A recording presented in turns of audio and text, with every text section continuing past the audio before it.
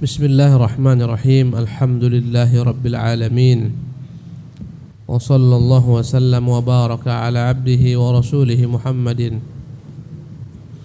wa ala alihi wa sahbihi ajma'in. Amma ba'du. Allahumma aftah alaina hikmataka wa anshur alaina min khazaini rahmatika. Subhanaka la ilma lana illa ma 'allamtana innaka antal alimul hakim wa tub 'alaina innaka antat tawwabur rahim. Allahumma faqihna fi dinika wa 'allimna at-ta'wil. Allahumma ya muallima Ibrahim 'allimna wa ya mufahhima Sulaiman fahimna. Qala Allah tabaraka wa ta'ala, law kana 'aradan qariba wa safaran qasida lattaba'uka walakin ba'udat 'alaihim asy-syuqqah wa sayahlifuna billah law istata'na la kharajna ma'akum yuhlikuna anfusahum wallahu ya'lamu innahum lakadzibun. Allah Subhanahu wa ta'ala berfirman dalam surah At-Taubah menggambarkan keadaan kaum munafikin yang gentar, takut ketika diperintahkan untuk berjihad melawan orang-orang ahlu kitab Romawi di negeri Syam yang jauh. Bagaimana keadaan mereka tatkala datang dari Nabi perintah jihad, wajib berjihad, semua orang-orang yang telah baligh wajib berjihad. Maka Allah berkata, "Lau kana 'aradan qariba," sekiranya lah harta rampasan perang yang akan mereka ambil, akan mereka bawa pulang itu dekat, lattaba'uka, pasti mereka akan ikut denganmu Muhammad, karena tujuan mereka berperang bukan Allah, bukan meninggikan kalimat Allah, bukan untuk kemuliaan Islam. Tujuan mereka berperang tidak lain, tidak bukan hanyalah untuk mengambil harta rampasan perang, dunia belaka.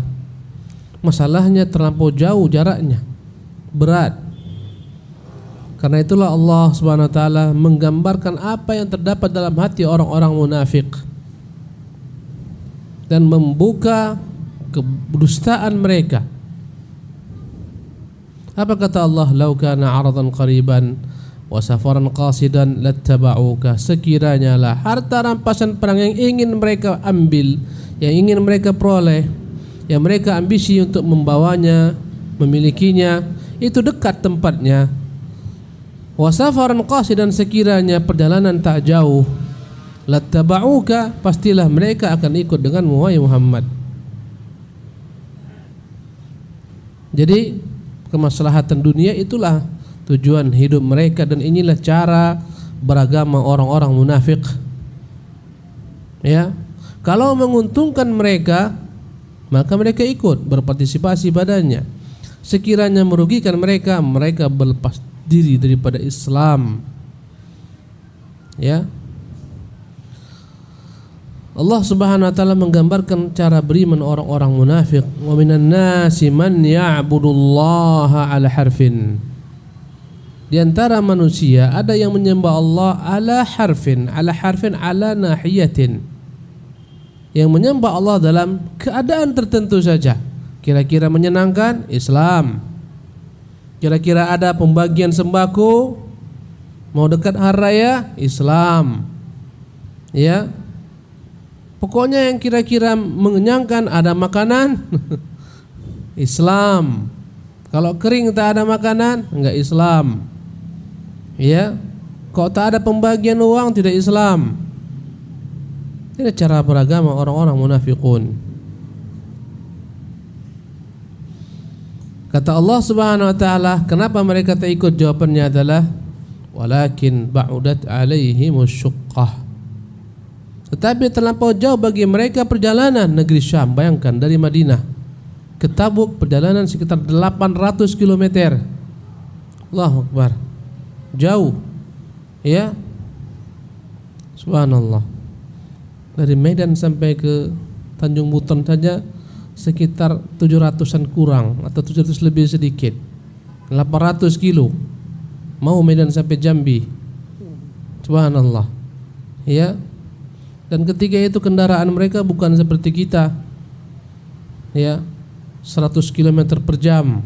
Kendaraan mereka unta. Bahkan ketika perang Tabuh ini 1 ekor unta ber-7 ber-8 ganti-gantian. Ya, berapa kilo turun gantian, berapa kilo turun, berapa kilo turun. Allahu Akbar. Semuanya dalam rangka Islam, meninggikan kalimat Allah, mematuhi Rasulullah SAW. Tentunya orang munafik berpikir-pikir ulang. Ketika itu musim panas yang bersangkutan, Allahu Akbar. Ya, Saudi kalau naik kata musim panas, Masya Allah. Ya, taruhkan tas di mobil antum itu, di kacanya, itu tas akan mengkerut. Saking panasnya, mengkerut tas itu.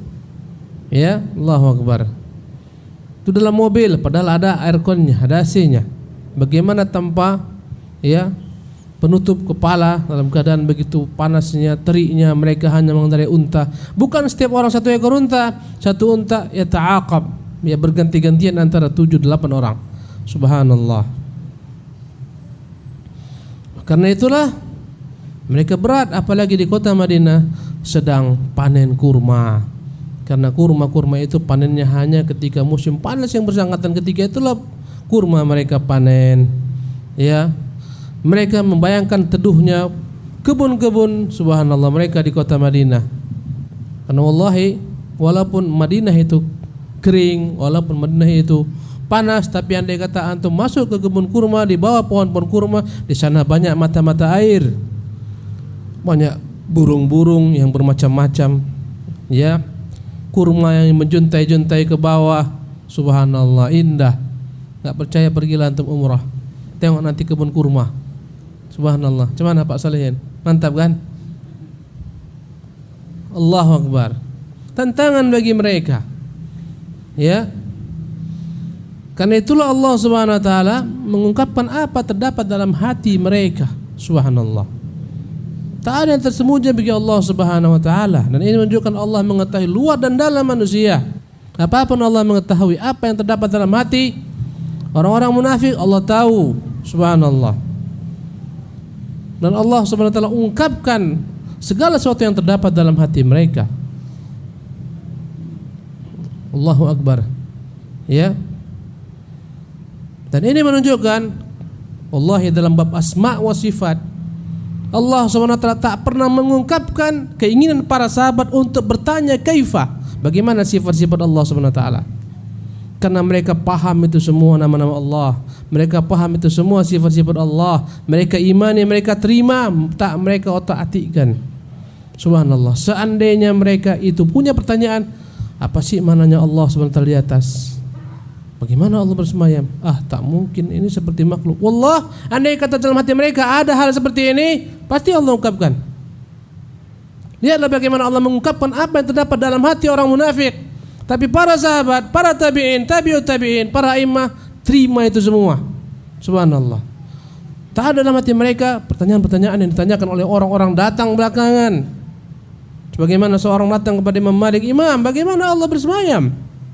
Ya. Berkata Imam Malik, dan dia guru besar Imam Syafi'i, al-istiwa'u ma'lum. Apa yang kau tanyakan? Beristiwa itu perkara yang jelas. Ya. Wal kaifu jangan kau tanya, bagaimana bersemayam jangan kau tanya. Wal imanu bihi wajib, kita imani. Kenapa harus kau tukangi ayat tersebut? Kau pikirkan dengan akalmu, tak terima akalmu, akhirnya kau takwilkan. Subhanallah. Ya, apapun yang terdapat dalam hati para sahabat Allah mengetahuinya. Ya. Sebagaimana Allah mengetahui apa yang terdapat dalam hati orang-orang munafik, tak ada yang Allah tinggalkan, semua Allah singkap. Subhanallah. Andai kata butuh jawaban, pasti mereka akan bertanya dan Allah akan menjawab. Subhanallah. Kembali kepada ayat ini, wa sayahlifuna billah. Ini mereka belum berbuat loh. Allah mengatakan dengan kata-kata wa sayahlifuna billah, pasti mereka kelak akan datang bersumpah dengan nama Allah SWT. Law istata'na, seandainya kami dapat keluar ikut, mampu, la kharajna ma'akum, kami pasti akan keluar bersamamu ya Rasulullah. Ya, mereka belum lagi lakukan, Allah telah beritahukan, wa sayahlifun, pasti mereka datang kepadamu ya Muhammad, ya, dan akan bersumpah kepadamu. Dan inilah ciri-ciri orang munafik, ciri-ciri mereka selalu bersumpah, selalu memberikan janji-janji palsu. Subhanallah. Law istata'na, mereka akan berkata, kalaulah kami mampu pasti kami ikut engkau ya Muhammad. La kharajna ma'akum, kami akan keluar menyertai kalian. Padahal mereka berdusta. Kata Allah Jalla wa Ala, yuhlikuna anfusahum, hakikatnya mereka membinasakan diri mereka. Ya, kebinasaan yang paling dahsyat adalah kebinasaan dalam agama. Lebih dahsyat daripada kebinasaan dalam fisik. Orang-orang munafik boleh jadi selamat fisiknya, hancur agamanya. Dan inilah sebenar-benar kebinasaan. Allahu Akbar. Dunia ini semuanya, ujian dunia tak seberapa dibandingkan dengan ujian agama seseorang. Maka sungguh aneh dan naif jika sebagian orang lantaran dunia, subhanallah, kembali ke masa jahiliyahnya gara-gara dunia. Ya, tak sanggup, alasannya saya sakit segala macam, tak mampu, kita harus kembali lagi melakukan perbuatan ini, padahal itu perbuatan haram dan seterusnya, gara-gara dunia. Ya, maka sesungguhnya yang paling dahsyat fitnah bagi seorang adalah fitnah dalam bab agama, bukan dalam perkara dunia. Subhanallah. Mereka sehat walafiat tubuh mereka, sampai mati Abdullah bin Salul sehat walafiat. Ya, tapi apanya yang binasa di sini? Agama mereka.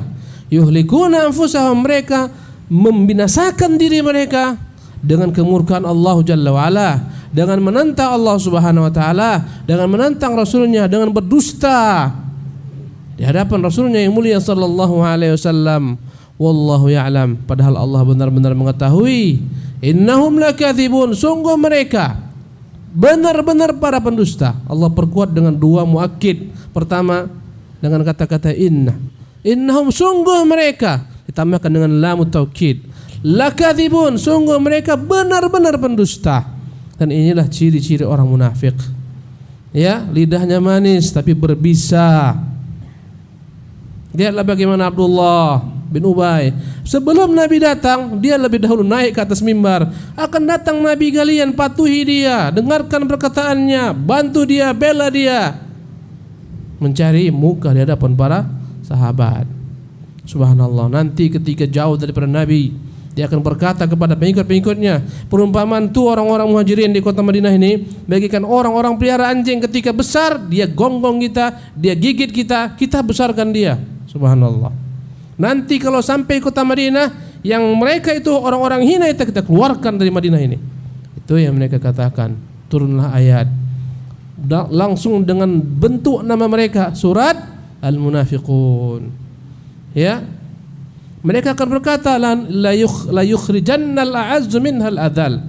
Yang mulia, kita penduduk tempatan, kita pemilik negeri, itu mereka pendatang, kita akan keluarkan mereka semua. Subhanallah. Inilah ciri-ciri orang munafik. Naam, tafadhal. Afallahu anka lima adhinta lahum hatta yatabayyana laka alladhina sadaqu wa ta'lamal kadhibin.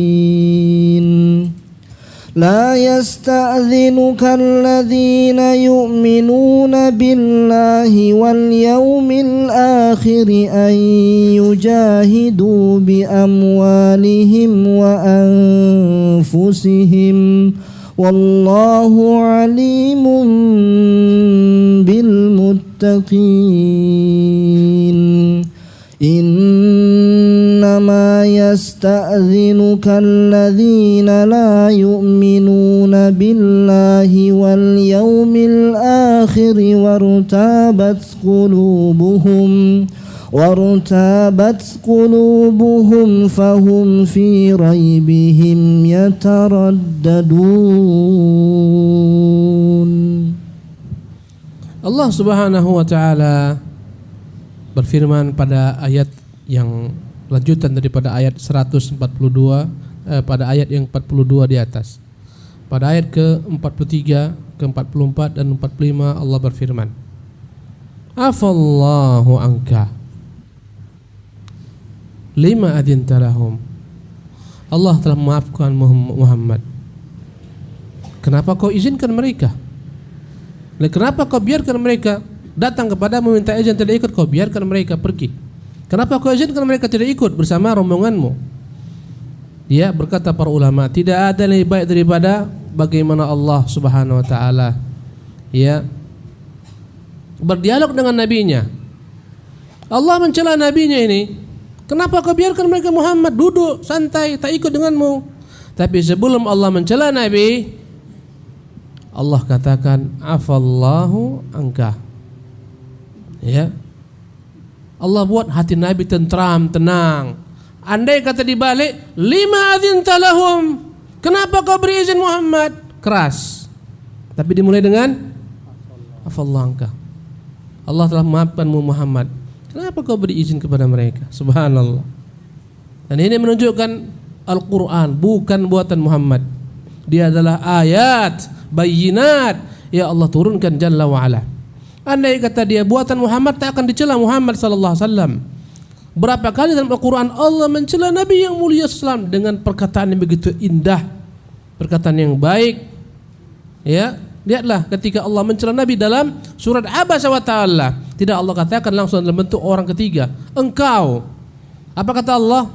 Ya, Allah menyebutkan dalam Al-Quranul Karim Abasa wa Tawalla, menggunakan kata dhamir orang ketiga, Abasa wa Tawalla. Dia berpaling dan dia bermuka masam. Padahal siapa dia tersebut? Nabi Muhammad. Demikian jugalah kita, andai kata ingin memberikan kepada seorang, meluruskan seseorang, kadang-kadang tidak baik dia kata-kata nih, akhi, kenapa engkau buat gini? Ya, kadang-kadang lebih baik kita gunakan dengan yakni kata-kata orang yang ketiga. Ya, alangkah indahnya sekiranya dia buat seperti ini, alangkah baiknya andai kata dibuat seperti ini, tanpa menyebutkan kata-kata engkau. Kalau seperti ini mungkin lebih baik. Ya, daripada ya akhi, ini lebih baik. Karena berat ketika dikatakan ya akhi. Sebenarnya ini menunjukkan kepada kita metode dalam menasihati orang. Ya, sebagian orang nasihatnya benar, tapi caranya kadang-kadang tidak menyenangkan, sehingga berat bagi orang menerimanya. Karena itulah ya, hendaknya seorang sebagaimana yang katakan Syekh Albani rahimahullah taala, Islam ini berat, Al-Quran ini berat, amar ma'ruf itu berat. Kata Allah, inna sanulqi alaika qawlan thaqila, sungguh kami akan turunkan kepadamu perkataan yang berat. Sudahlah Al-Quran ini begitu berat, ya, maka jangan diperberat dengan cara menyampaikan yang lebih berat lagi. Subhanallah, ringankan, mudahkan. Maka begitulah Allah SWT dengan ya metode yang begitu indahnya mengingatkan nabinya yang mulia SAW. Kata Allah, afallahu anka, Allah telah memaafkan Muhammad. Barulah Allah SWT menyebutkan intinya, lima adzinta lahum. Demikian juga dalam nasihati, ya, berikan kepadanya pujian-pujian, buat dia tersanjung terlebih dahulu, baru terangkan, Masya Allah, anta, Masya Allah, bagus sekali bacaan antum, Masya Allah, tabarakallah, merdu sekali. Tapi kayaknya dalam huruf ini antum kurang pas loh. Enak enggak gitu? Enak daripada kau bacaanmu parah, ini ro kok enggak pas, bukan ra, ro. Enak enggak? Apalagi dia imam besar, apalagi di hadapan orang dan seterusnya. Tapi dengan kata-kata yang seperti itu, Masya Allah, bacaan antum, Masya Allah, ya, alangkah indah bacaan antum, cumanya rohnya kayaknya kurang dikit. Oh, nyaman dia. Ya, begitulah diajarkan dalam Islam. Dan Nabi SAW andai kata marah, Nabi tidak langsung menunjuk orang-orangnya dalam banyak keadaan. Ketika datang orang-orang, ya, yang meminta ketika mereka menjual budak mereka namanya Barirah, mereka ambil uangnya, kata mereka, Barirah engkau merdeka, kami ambil uang, yang dibantu oleh Aisyah radhiyallahu anha. Diambil uangnya, engkau bebas, tapi ingat al-wala ulana. Walakmu itu untuk kami, sekiranya kau meninggal kelak, maka harta warisanmu untuk kami, pindah tangan ke kami. Maka Rasulullah SAW marah Karena dalam tradisi Islam, siapa yang memberikan seorang budak, maka seolah-olah dia yang kelak akan menjadi pewarisnya. Andai kata budak ini meninggal, ya dia yang mewarisinya. Kata Nabi, innamal wala'u liman a'taq, sesungguhnya namanya wala bagi orang yang membebaskan. Apa kata Rasulullah? Di tengah orang banyak, Rasulullah tidak katakan kenapa si fulan, kenapa si fulan, kenapa si fulan. Tidak dengan nama-nama. Nabi hanya mengatakan ma balu aqwamin. Kenapa ada orang-orang lu yashtarituna syurutan laisa fi kitabillah. Mereka buat syarat mengada-ngada, syarat yang tak terdapat dalam kitab Allah Subhanahu wa taala. Ya. Kullu syartin laisa fi kitabillah fahuwa batil wa in kana mi'ata syart. Segala macam syarat-syarat yang tak terdapat dalam kitab Allah Subhanahu wa taala adalah merupakan syarat yang batil walaupun satu syarat. Ya, Nabi tidak mengatakan hei fulan, hei bani fulan. Tapi Nabi mengatakan ma balu aqwam. Kenapa ada sebagian orang?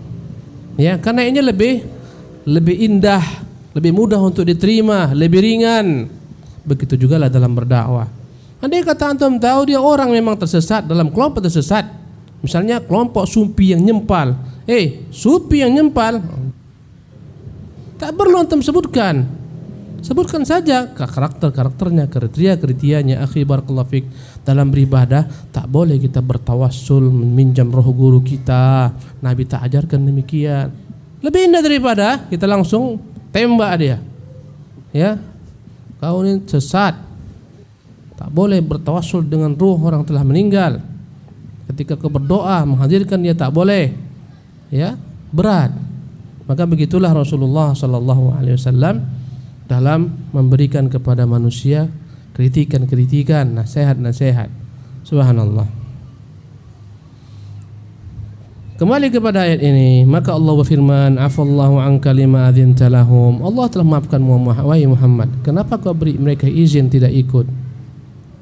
Hatta yatabayyana lakal ladzina sadaqu. Kenapa tidak kau cek kebenaran mereka sehingga kau yakin mana yang jujur, wa ta'lamal kadzibin, dan engkau pun tahu mana yang berdusta.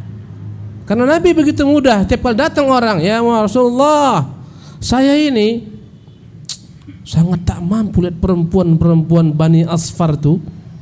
Ya, orang-orang kulit putih itu saya tak sanggup lihatnya. Terfitnah saya Rasulullah, tolonglah saya enggak ikut. Pergi. Ada yang datang demikian. Kenapa tak ikut? Alasannya apa? Tak sanggup saya, terfitnah saya melihat perempuan-perempuan Bani Asfar cantik-cantik. Nanti kita lewatin negeri-negeri mereka ya Rasulullah. Daripada saya terfitnah agama saya izinlah tak ikut. Subhanallah. Ya, kata Nabi, pergi. Ya Rasulullah, rumah kami tak ada yang jaga, laki-laki tak ada. Macam-macam alasan. Ya Rasulullah, agak sakit saya sedikit. Padahal perlu aja mungkin. Pergi. Masing-masing bersumpah, wallahi ya Rasulullah, pergi. Maka Nabi mencela Nabi. Kenapa kau beri mereka izin?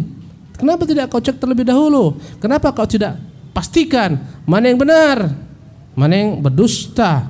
Cek benar-benar. Subhanallah. Ya. Maka ini yang Allah Subhanahu wa taala ya ajarkan kepada Nabi yang mulia sallallahu alaihi wasallam.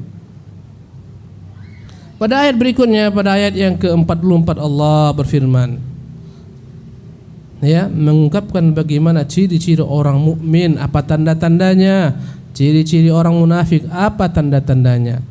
Allah berfirman, la yasta'dzinuka alladzina yu'minuna billah wal yawmil akhir. Tak akan mungkin izin kepadamu untuk tidak berjihad orang-orang yang benar-benar beriman kepada Allah, benar-benar beriman kepada hari akhirat. Tak mungkin dia izin. An yujahidu bi amwalihim. Tak mungkin dia izin tak ikut dengan peperangan engkau ya Muhammad. Tak mungkin pula mereka ya tak berjihad bi amwalihim, dengan harta-harta mereka, wa anfusihim, dan dengan diri mereka. Ya, tak mungkin.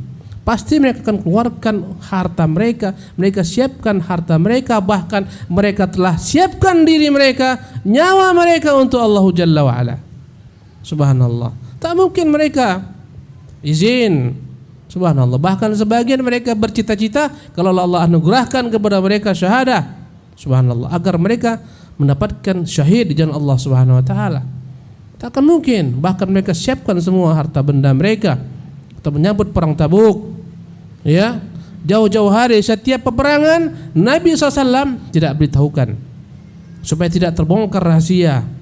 Ya, bahkan Rasulullah senantiasa berusaha untuk mengelabui musuh. Andai kata musuh bagian timur yang akan diserang, Nabi jalan ke barat terlebih dahulu jauh-jauh. Maka musuh merasa aman, pagi-pagi mereka telah di hadapan musuh-musuh mereka. Tapi perang Tabuk jauh-jauh hari Nabi terangkan, ini perjalanan jauh, bersiaplah kalian, siapkan bekal. Masing-masing sahabat menyiapkan bekal-bekal mereka. Subhanallah.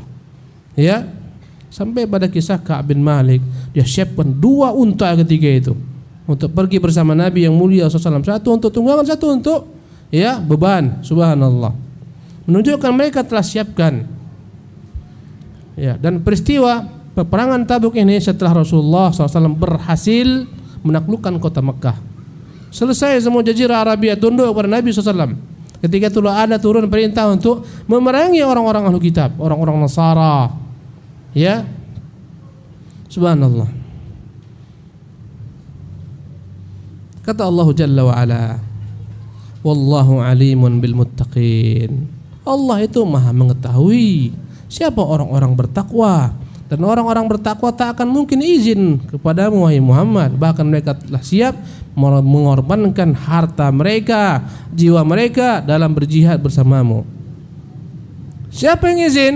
Allah berfirman pada ayat ke-45, innama yasta'dhinuka alladhina la yu'minuna billahi wal yawmil akhir.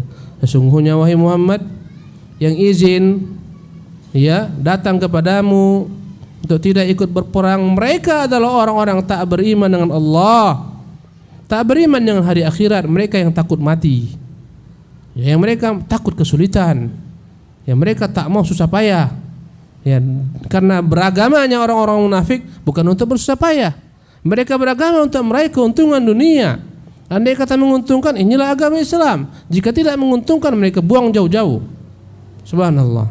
Innama yasta'dhinuka alladhina la yu'minuna billah. Sesungguhnya yang datang minta izin kepadamu mereka lah orang-orang yang tidak beriman kepada Allah. Sekiranya mereka beriman kepada Allah Jalla wa Ala, pasti mereka akan tidak izin kepadamu. Mereka tak yakin dengan janji-janji Allah kepada para syuhada. Andai kata mereka terbunuh oleh Allah Subhanahu wa taala, mereka tak yakin dengan janji Allah berupa karamah kemudian Allah berikan kepada mereka kelak di negeri akhirat. Mereka tak yakin dengan janji Allah berupa kemenangan yang Allah akan berikan kepada orang-orang beriman. Tak yakin. Kalau mereka tahu pasti menang, mereka akan berangkat. Karena mereka tak yakin dengan janji Allah. Lihatlah pada perang Ahzab. Ketika mereka terkepung, musuh-musuh jumlahnya 10.000 orang. Lain lagi dengan Bani Quraidah yang membangkang berkhianat. Ya, apa kata-kata orang munafikun dalam kota Madinah? Mereka provokasi kaum muslimin. Muhammad janjinya palsu. Muhammad banyak omong. Dia janjikan untuk kalian istana Kisra lah, istana Kaisar lah. Karena Nabi memang janjikan kepada mereka. Ketika mereka menggali parit yang besar, yang dalam, ada satu bongkah batu besar.